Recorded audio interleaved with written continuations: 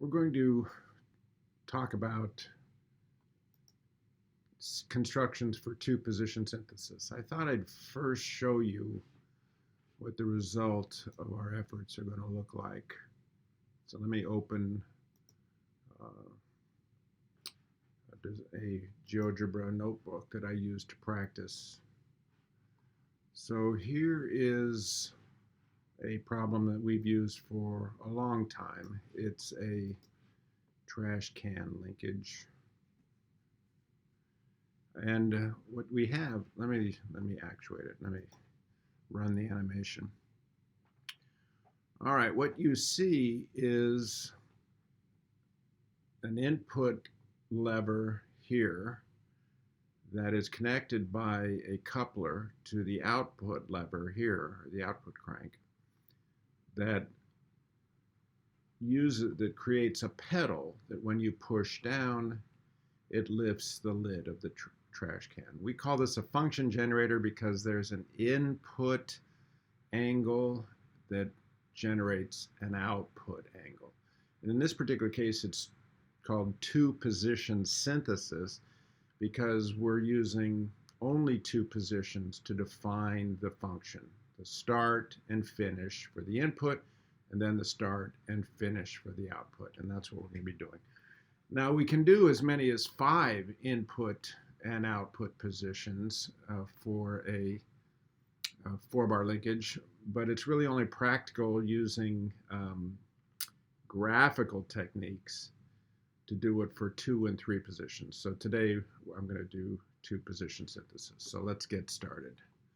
We'll close this and start a new. I'm sorry. We just want to start a new Geogebra document.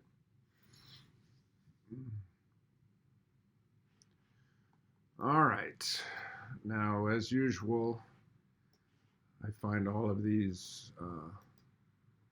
graphs distracting. I'm going to also turn off the labeling. I'm going to introduce an x-axis and set it to be gray. All right, now let's open the image. The image I want, I think I'll find it in recents, is this demo. There it is. Now we're going to do all of our drawings on this picture, so we're going to need it to be a reasonable size. So let's, all right, make it big. We don't need these numbers over here. All right, let's set it in the background.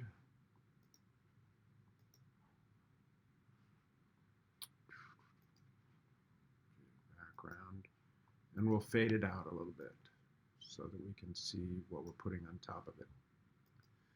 All right, first step is to define the fixed pivots. So here is, and you have your choice of these fixed pivots in this process. I want to make them easy to see.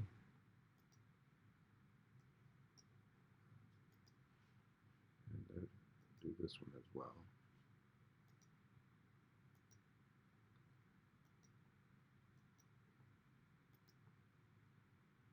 All right. Now we want to identify our 2 positions. So for the input crank, there'll be a position here. I'll make this a little bit smaller. I don't need it so dramatic.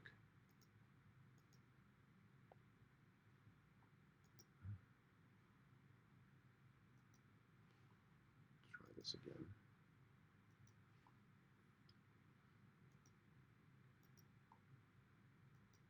So that's the start position for the input link. Color it dark green. And then the start position for the output link is here. We'll color it dark green as well.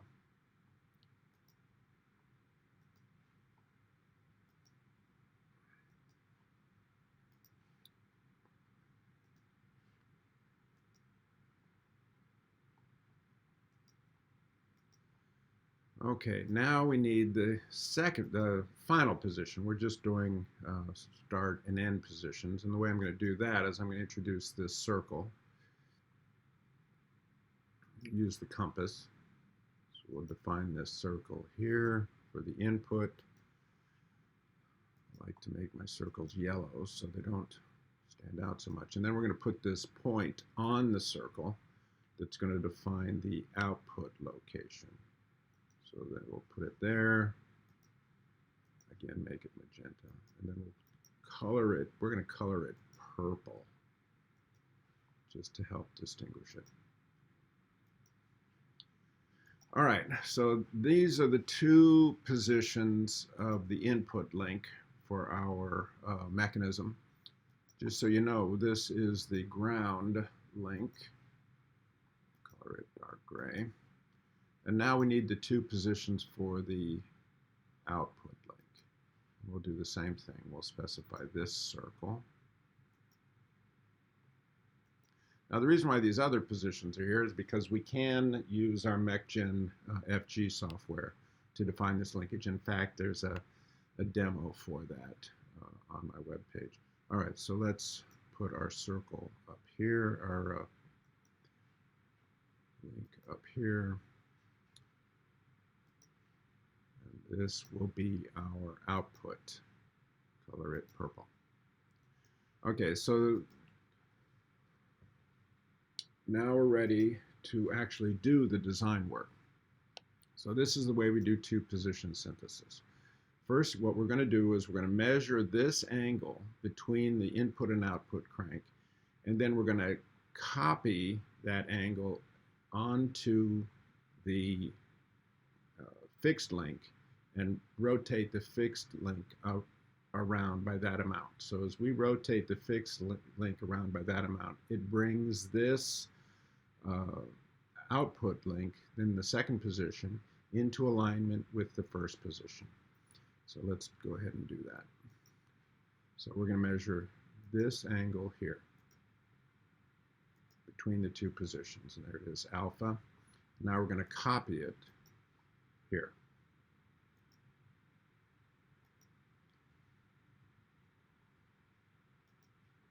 Alpha. All right, and there it is. So we have a line from here to here. Let's color that. Let's make that gray.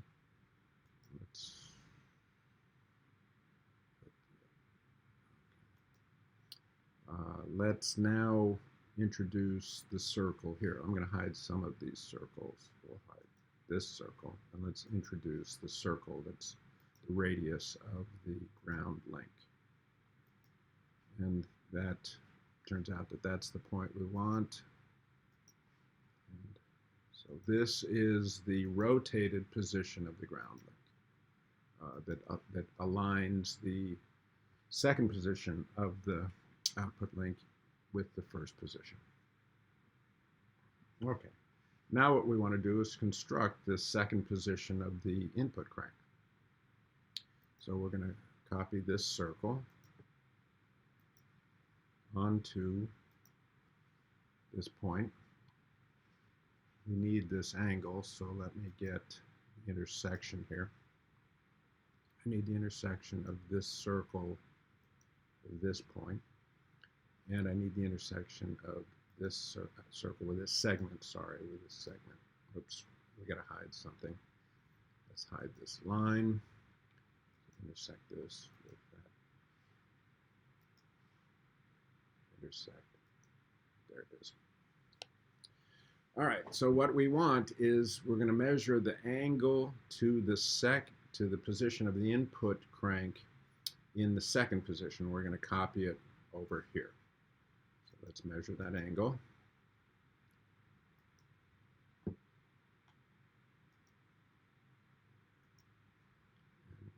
And we copy it. Whoops. I have to take the angle with given size and copy it over to here. And that angle was gamma, so we will select gamma. Okay, and then there's the angle. So it is this link here. We'll color it purple because that's the link that we have. All right. So now we're in the position, we've copied the two positions of the mechanism. We've aligned the second position with the first position, so now we can use constructions to design the mechanism. But before we do that, we have to select the point that we want to be the moving pivot. So I'm just going to put a point here, and we're going to attach this point to the first position of the input crank. We'll color that, notice the green is, the solid green. All right, now we're going to have to measure this point and copy it over here onto the second position, or the shifted position. Let me get rid of some of these circles. All right. I think I can even get rid of this one. Let's now measure the angles that we need. So we'll take the angle from here to here and to here, which is going to be epsilon, and we'll copy that over here. And there it is, epsilon. All right. This is a little bit big.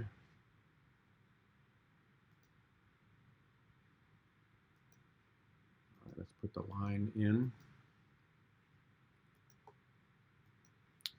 All right, now we'll measure the other the other angle. We go from here to here and up to here, and that's going to be eta. And so we're going to copy that angle from here to here. It asks me what angle I want, and I want eta. I now draw that line. Intersect these two lines, and that gives me the moving pivot that I'm going to use. Let me hide some of this stuff now. It's getting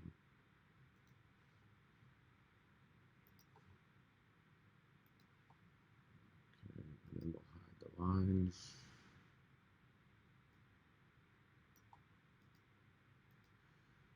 Let's hide these angles.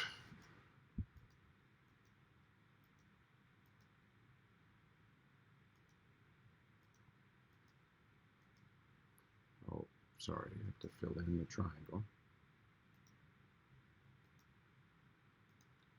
Okay, this is going to be purple color. Now what's important to realize is that when I shift this point around, it gets shifted around in both positions. All right, this is the point where we're going to attach the coupler link. Let me change this from black to magenta so that we know how important it is. So this is going to give us our final design.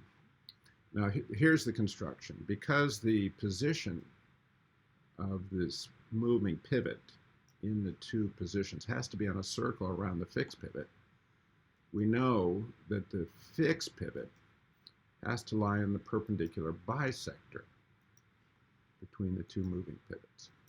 So let's construct that perpendicular bisector.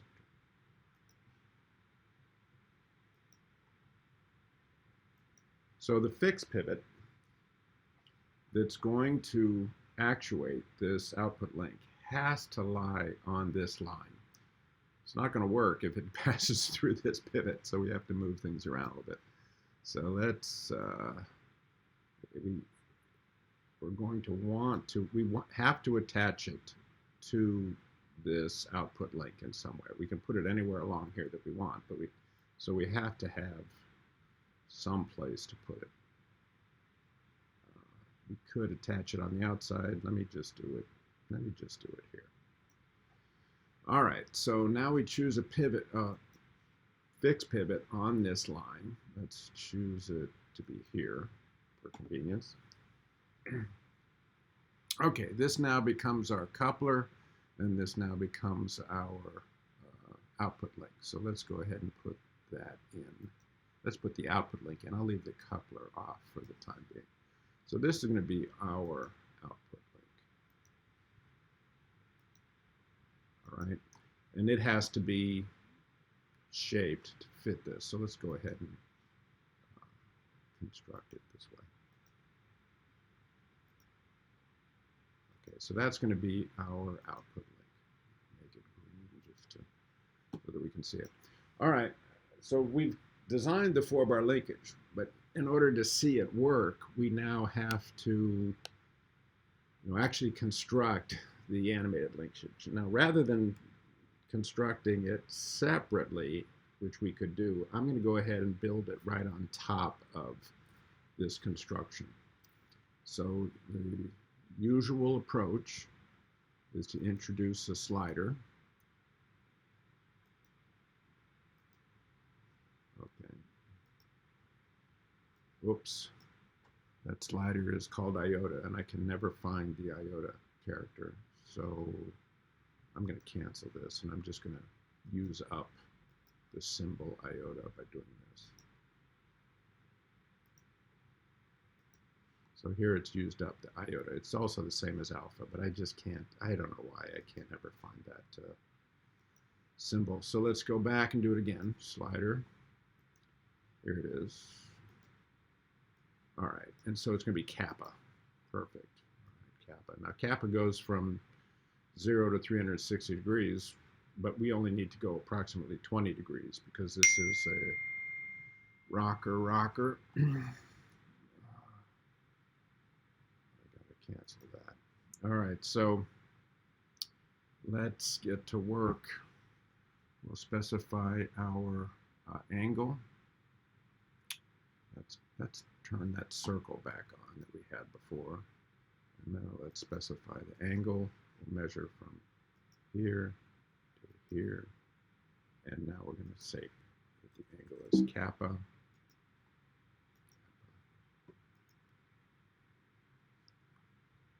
Oh, it's 0. So let's make 0, make it something other than 0 so we can see it. So there it is. All right, introduce the line. Well, it's actually on this circle, so let's just go ahead and use the segment. So from here to here we have our input crank. Now, just like we did before, we have to build the whole link, and that was epsilon and eta. So let's do that. Copy epsilon onto here.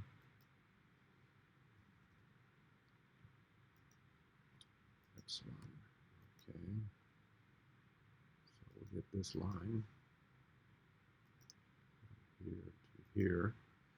Then we'll copy eta here. Oops, wrong place. We'll copy eta here.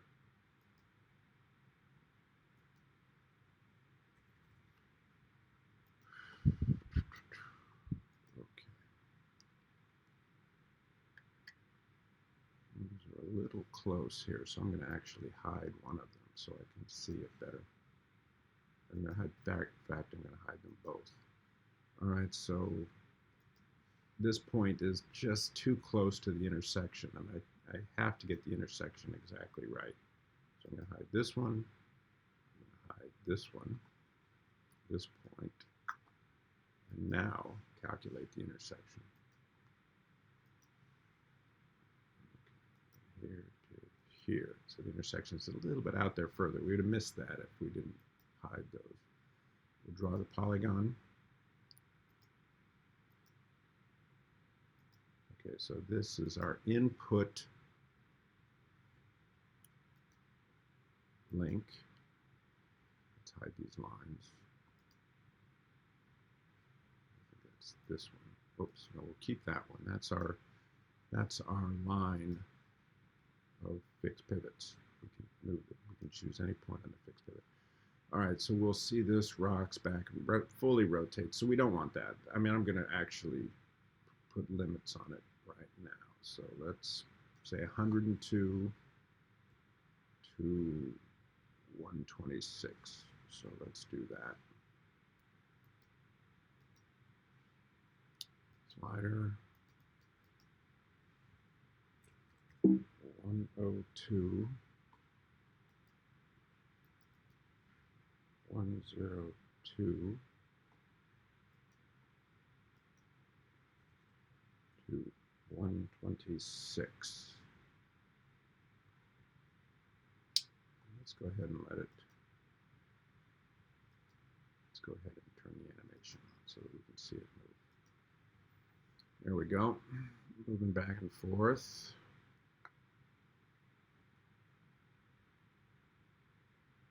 Turns around and comes back. All right, so we'll turn this off. So this is now our moving pivot. And so our coupler link is going to attach from here to here. The length of the coupler link is from this point to this point. So let's go ahead and start that construction. We measure from here to here, put the circle there. Now the output link is at this dimension, so same thing. Measure from here to here, put the circle there. The intersection of these two circles is what we need. Okay, I'm going to make those orange. I just need to be able to see those. So our coupler link is now going to move from this point, is going to connect these 2 points. From here to here, we'll make that blue, and then our output link goes from here to here, we'll make that red. And then we can animate it, and we can see the linkage move that output link.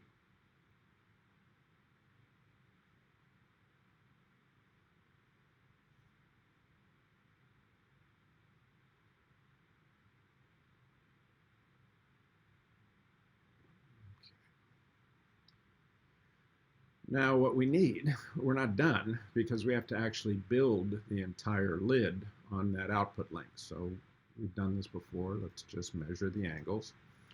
So we'll measure the angle from here to here up to this point, which is C. So let's now draw that angle.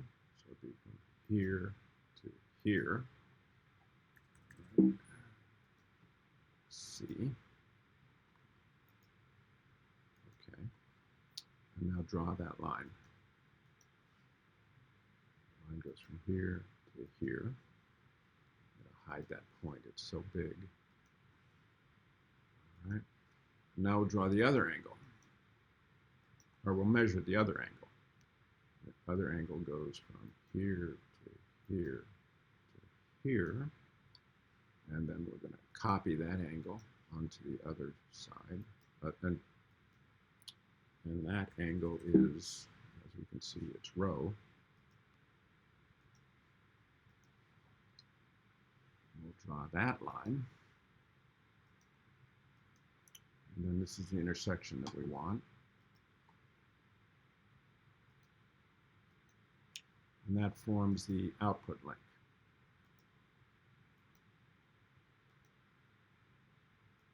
I'll color that red. Now let's clean up. We'll hide some of these lines. At this point.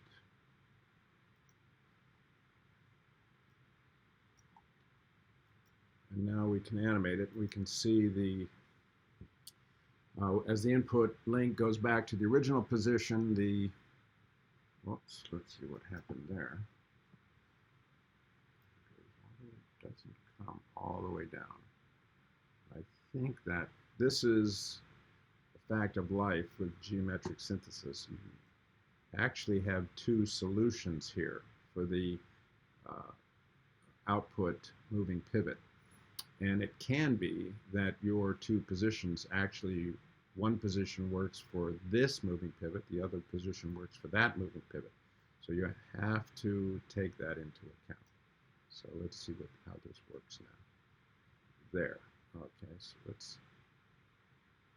that's right, but I think our angle, so let's reduce it to a little, maybe if I lift this up, so.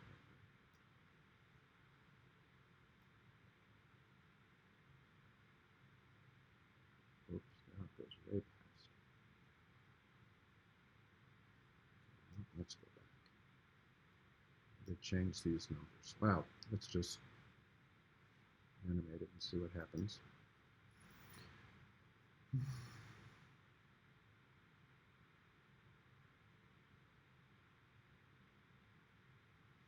That's not bad.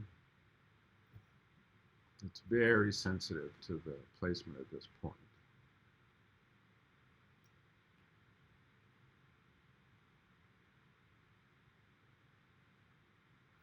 And this kind of synthesis works amazingly well, but it can get a bit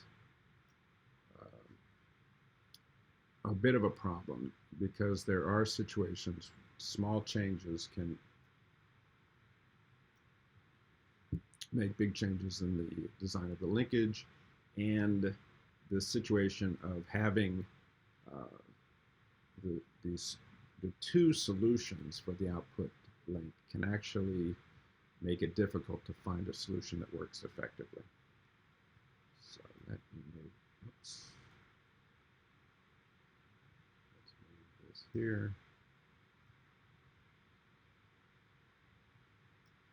All right, and then move this pivot further up.